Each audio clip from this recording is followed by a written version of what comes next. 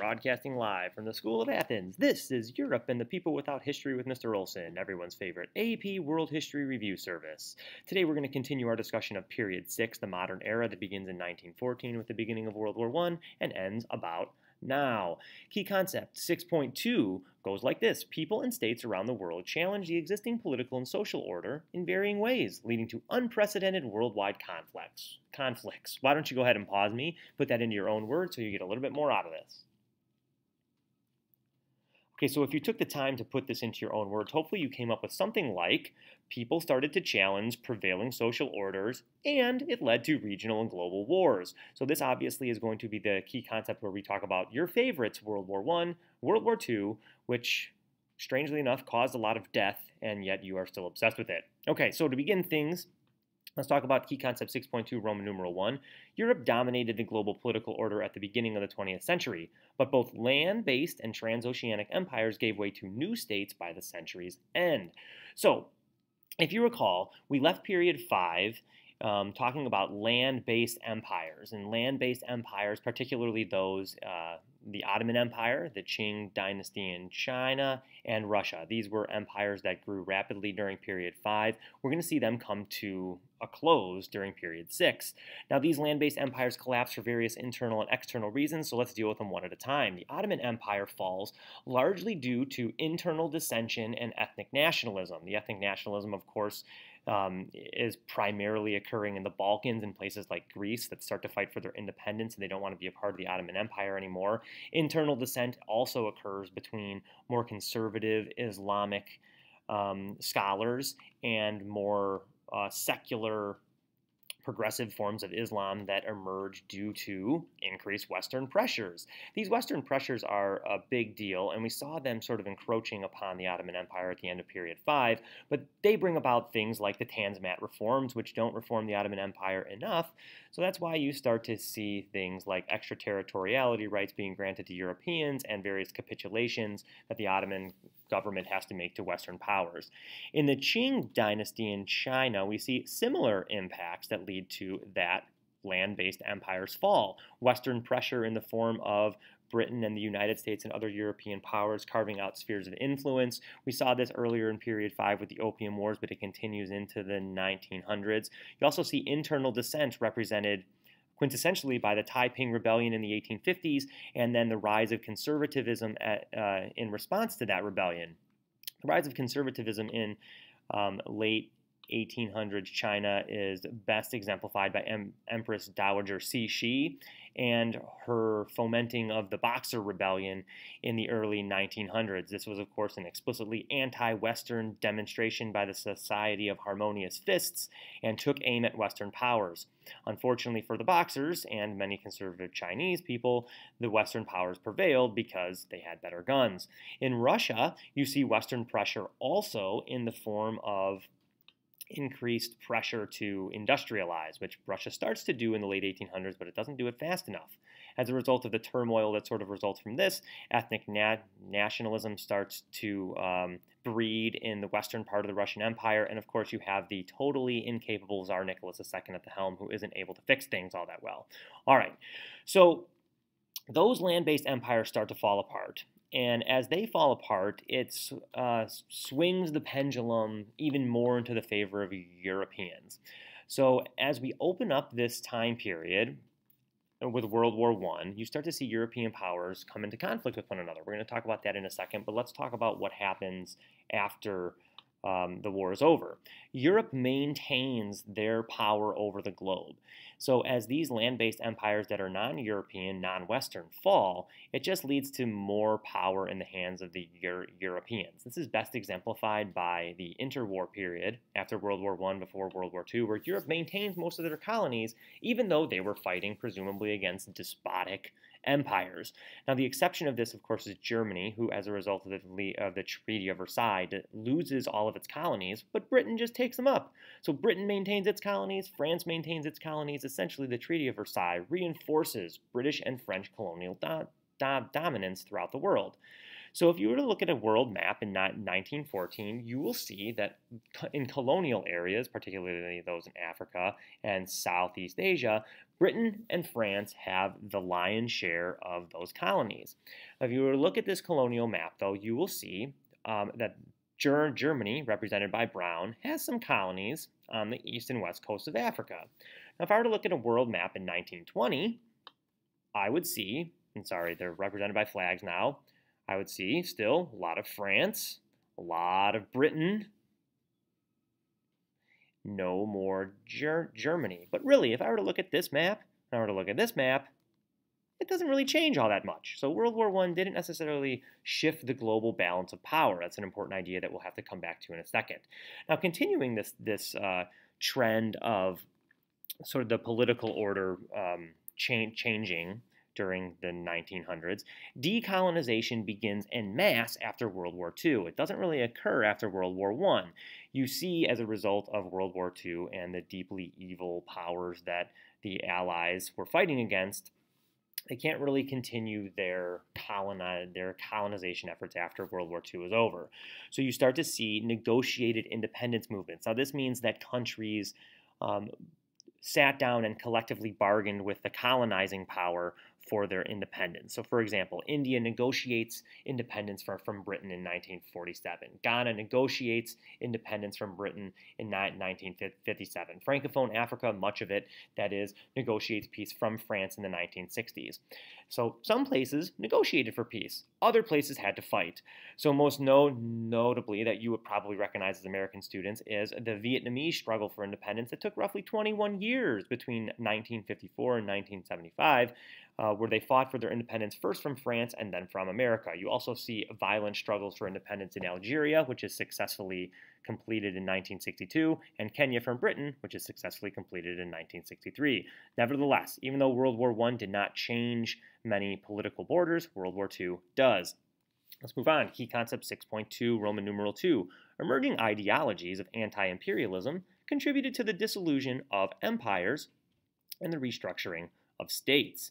So we start to get these ideas that are mostly created and contrived in third world or developing nations, where nationalist leaders seek independence from imperial rules. We already sort of touched on this a little bit, but let's put more specifics to it. The Indian National Congress, which really got its start after World War I, when Indians consciously realized that fighting in the British Army during World War I means that they should have their independence, started to advocate for independence from Britain. Now, even though British gave them somewhat self-rule, they didn't give them political autonomy. So independence leaders in India, led by Jawaharlal Nehru and Muhammad Ali Jinnah, start to advocate for an independent India. Now, the problem with India, if you recall, is that it is a multi-ethnic state. It is several Hindus and several Muslims in the same borders, and they want to hash out the details of what to do with those ethnic groups when independence is achieved. So, Britain doesn't really help solve the issue, rather leaves it to the groups themselves, and it leads to a lot of chaos and messiness. In an event known as the Partition of India in 1947, the borders are arbitrarily drawn, and Muslims are given Pakistan, and Hindus are given India, and the messy movement of those people results in a lot of death and a lot of struggle. We can trace this back to, you guessed it, Britain. You also see these nationalist leaders seeking independence in Southeast Asia, most notably Ho Chi Minh, pictured there, handsome devil he is, and his struggle took place in Vietnam. You see Kwame Nkrumah in Ghana, you see Jomo Kenyatta in Kenya, and Patrice Lumumba in the Congo. Now, these guys all have a lot in common. They're fighting against European colonial powers, and they are not, most of the time, especially the last four guys on that list, are not enjoyed by the West, especially the United States, evidenced by the fact that the United States fights a long and enduring war against Ho Chi Minh and his subsequent allies. Nevertheless, these are people and names that you should recognize because they most certainly will come up at some point in some way on your AP test. So moving along, various movements challenged imperial and emerging boundaries. So even when countries got their independence, there was a challenge to the borders that were created. We've already touched upon the Muslim League in British India that was not happy with the partition lines that were drawn, and it caused some conflict. The Quebecois, who are a French descendant group in Canada, were not happy with Canada being the independent power and wanted their own separate entity. Quebec, of course, has been agitating for independence from Canada for a while, doesn't have it, but who knows, we might see it down the road. You see territorial boundary disputes in Sudan, which of course has led to a civil war, and recently the dividing of that country into north and south, and in Rwanda, where you saw a genocide, which will be the topic of something we talk about a little bit later in this very video. Now, transnational movements sought to unite people across boundaries. So even though you had some conflict over borders, you did see some independent nations strive to make connections between other colonized, imperialized, and exploited countries. So you see this mostly in a place in the world known as the global south. So places that are south of the equator engage in this sort of camaraderie between formerly imperialized, newly independent nations. Communism also serves as a prevailing ideology that seeks to bring people together, best exemplified by the Comintern Pact between the Soviet Union and other countries. Pan-Arabism seeks to bring together Arabic-speaking countries throughout areas of the Middle East and Southwest Asia. Pan-Africanism seeks to bring together recently independent African countries. And you see this best exemplified by the Bandung Conference, which takes place in Southeast Asia and includes leaders from countries like Indonesia and India that get together and talk about how they are going to advocate for a more equal and just social order in the face of this decolonization process. Now, as a response to decolonization and the fact that World War II makes it inappropriate for European powers to formally colonize places, the European powers have to think of a new way to extract wealth and exploit the people in those areas of the world. So what do they come up with? They come up with something called neocolonialism. They, of course, don't call it that, but we will. And neocolonialism is a new form of imperialism that's characterized by economic control. So it's not marching the army in and physically dominating subjects of a colonial area, but it usually is in the form of economic institutions like the World Bank and the International Monetary Fund. They're usually multilateral, which means that multiple countries will be involved in placing these strict rules and expectations on newly decolonized countries. Now, how do you think those decolonized countries are going to react? Well, they're not going to like it. So you see various decolonized and developing nations fight against this neocolonialism. Exemplified early on in the time period is the Mexican Revolution that is very messy and includes a lot of different players, but if you need to know one thing about it, it's that several revolutionaries led by my guy Pancho Villa and Emiliano Zapata are fighting against unequal land and resource distribution, meaning within those countries there's a powerful block of people that own a disproportionate amount of the land and resources, and those people just tend to be chummy or good friends with the West. Now, the poorer folks in countries like Mexico don't like that, and so they take up arms and fight against it. The Mexican Revolution is somewhat successful in that we remember these people, but it doesn't really do much in that the liberal constitution that is signed into effect in the early 1900s does not redistribute land and resources equally. You also see this occur later in the 1900s, in the 1980s and 90s in Colombia, with the creation of an organization known as FARC. It's basically the Colombian Revolutionary Army. Anyways, they're a Marxist organization that wants to redistribute land and resources among the people of that country, not among interests loyal to America and other Western allies. Cuba goes through the same thing. The Cuban Revolution is led by Fidel Castro and his comrade Che Guevara, who is pictured behind this slide and is a picture that you will most definitely come across either in your life or on an AP test. You also see this fight against neocolonialism in Iran, where the people of Iran elect a leftist government that makes the West very scared, and so the United States marches in the CIA, gets rid of him, and puts in a guy that nobody likes. That, of course, is going to lead to an Iranian revolution down the road. Nevertheless, this neocolonialism, spawned by Western powers, is going to make a lot of people in the countries that are being colonized unhappy. So we see a shift in what type of colonization is happening. Let's move on to key concept 6.2, Roman numeral 3. Political changes were accompanied by major demographic and social consequences. So the changing of borders leads to people struggling. So, if when we redraw old colonial borders, it leads to conflict and displaced peoples. This is best exemplified by the partition of India, which I already stated, and the creation of the State of Israel, that if you turn on the news, you will know has not gone to plan. Well, I guess, well, we'll leave that there. Anyways, in 1946, as a result of the British mandate, Palestine looked like this.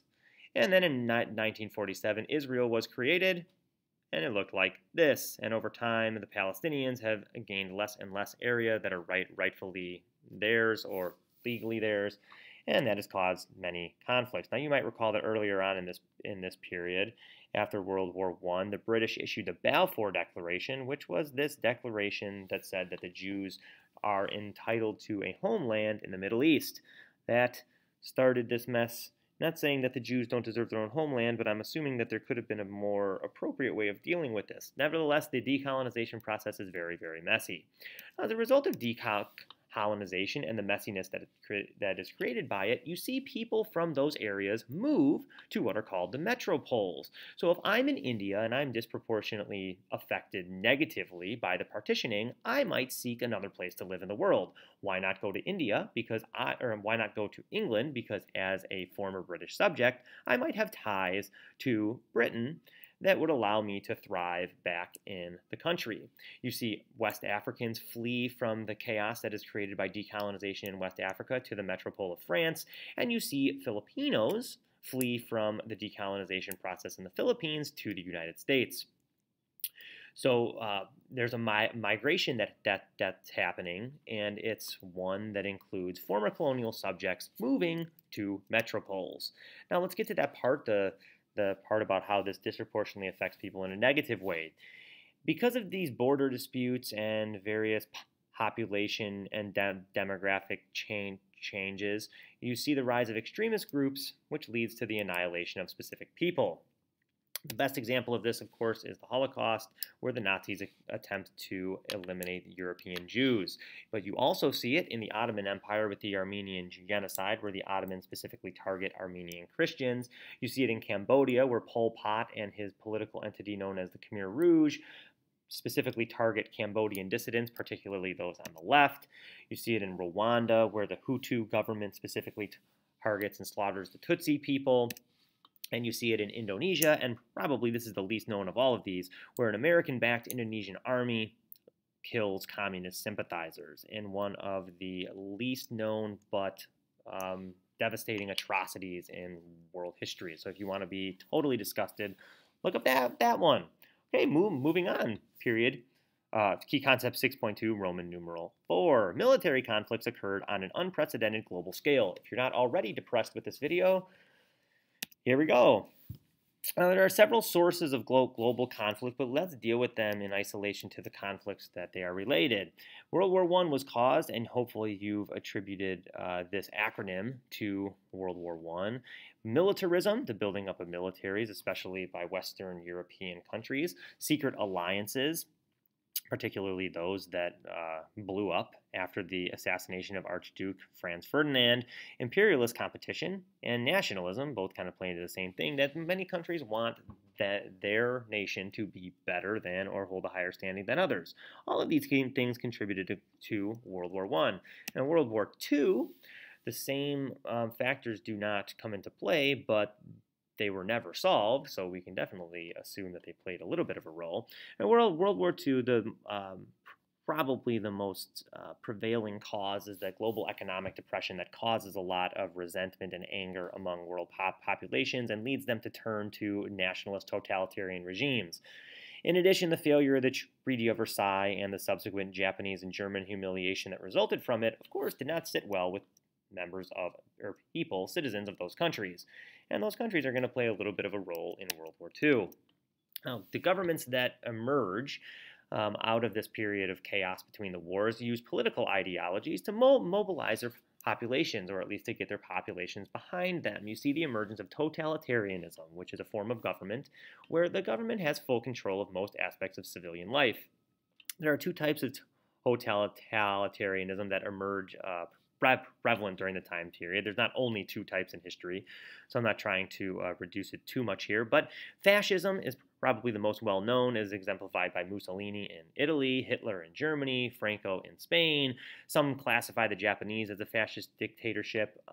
We're not going to get into that now, but it certainly had some of the nationalistic and militaristic elements. Russian communism is also a form of totalitarianism, and before you come at me about communism, please note that just because the Russians, especially under Stalin, called themselves communists doesn't mean that's the way it has to be. But I don't want you to think that those are the only political ideologies that were employed to mobilize populations.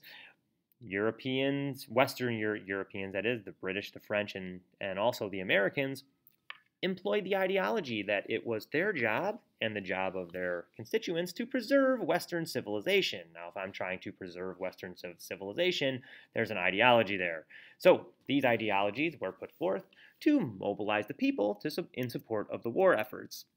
Now, it's important to note that World War I and World War II were different than many wars that came before them. They were what we would call total wars. As one might argue, me included, that World War II was much more total than World War I.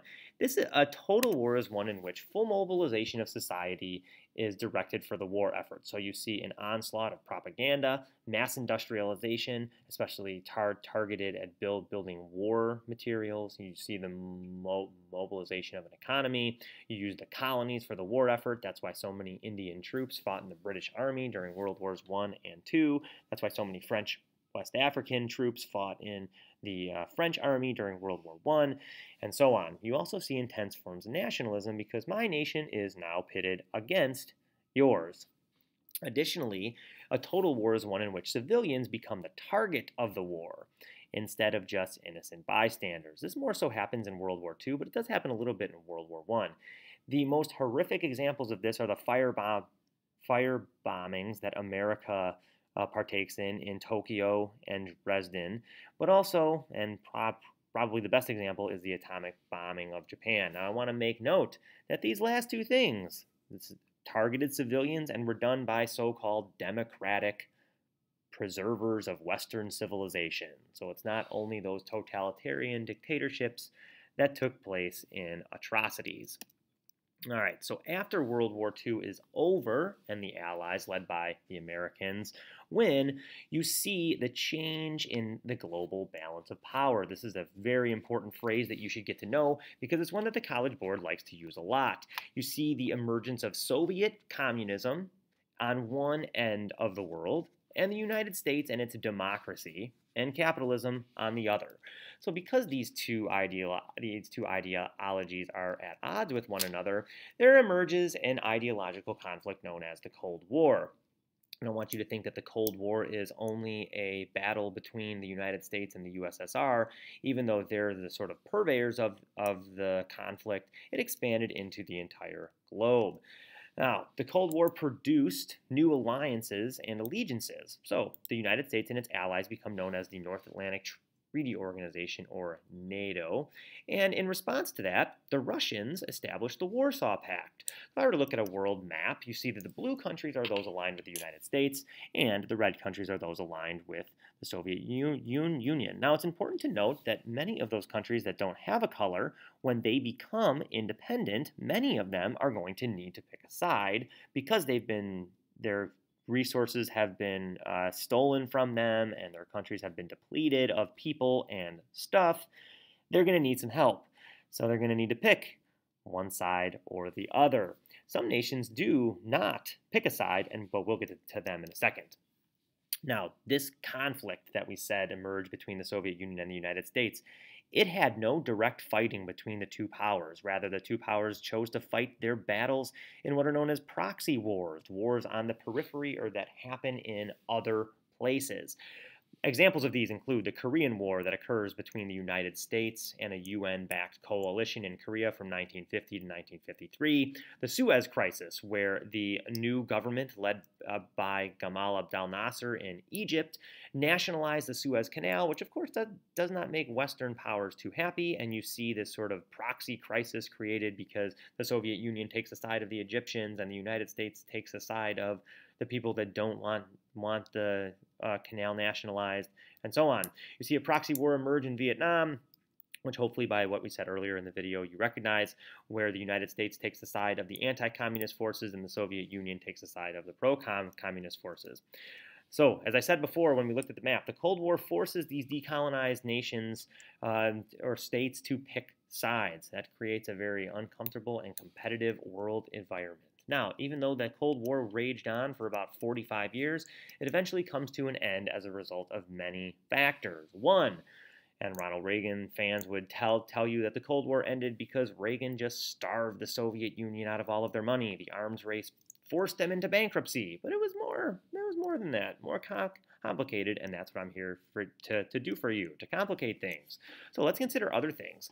The Soviet Union invades Afghanistan in 1979 because it feels its grip on world power fleeting, and as a result wants to establish itself again. So it invades Afghanistan, which is not a good place to invade because rarely do people succeed when invading Afghanistan. Looking at you, America. So that failure, coupled with the fact that the Soviet Union did suffer from economic weakness that led to it implement reforms, kind of like the Tanzimat reforms and the self-strengthening reforms that we talked about with regard to the Qing and Ottoman empires. But the Soviet Union implements reforms like perestroika, which is a move towards capitalism and away from central planning and towards economic markets. The Soviet Union also starts to open itself up and be more transparent with a reform known as glasnost. So this Cold War does not end only because the United States is that tough on communism. It ends because the communists are more willing to make adjustments. So, key concept 6.2, Roman numeral 5. Although conflict dominated much of the 20th century, many individuals and groups, including states, opposed this trend. Some individuals and groups, however, intensified the conflicts. So, there was opposition to violence and conflict, and let's start with that. You see Gandhi, who emerged as a peace leader in India, who eventually is assassinated. You see Martin Luther King emerge as a peaceful anti-racist leader in America, who was eventually assassinated. And you see Nelson Mandela emerge as a leader against apartheid or the separation of races in South Africa. He wasn't assassinated, but he was put in jail on an island for 27 years. Anyways, these are people who are opposed to violence and conflict that try to fix the world in more peaceful ways. You also see countries that enter this peaceful attempt to fix the world in so-called non-aligned movements. We mentioned these earlier. These are movements of nations that seek to create collaboration and connection between other countries, but without committing to existing power blocks. So most notably, India is a non-aligned nation. Egypt is a non-aligned nation, even though the United States hates their guts. Okay, anti-apartheid movement in South Africa was a non-aligned movement. They just wanted to fix South Africa. They didn't align with the Soviet Union or the United States. Global uprisings that occur in 1968, like those in Mexico or those in Paris or those in Ireland, are non-aligned movements. The demonstrations that are held in Tiananmen Square in China in 1989 is a non-aligned movement that tried to fix itself rather than ally with one other bloc in the world and fix the entire world at that time. So these are non-violent opposition to the conflicts that emerged in the 20th century. However, there were protests and violence that intensified conflicts. There was an escalation of militarization and the use of militaries. You see, backed usually by the United States, the emergence of military dictatorships in places like Chile with the rise to power of Augusto Pinochet, who was only there because they assassinated his predecessor, Salvador Allende, leftist, democratically elected president. You also see the arms race or the building up of nuclear weapons between the United States and Soviet Union that result in a military-industrial complex, which means that military and industry should be tied together in order to boost the country's economy. Using the military to boost an economy. Not really useful if the whole world's going to be gone. Anyways, you also see violence that results from these things, and it's directed towards citizens. The Irish Republican Army, or a pro-Catholic group in Ireland, devotes a lot of attention and animosity towards pro-British factions, especially in North Ireland, would bomb buses and blow up the double-deckers that had civilians on them. You also see Al-Qaeda, who of course planned and took out the 9/11 attacks. Nevertheless, even though we had some peace, we also still have a lot of conflict. Well, that was a fun episode. Hope you find peace. This is your Buddha, signing off.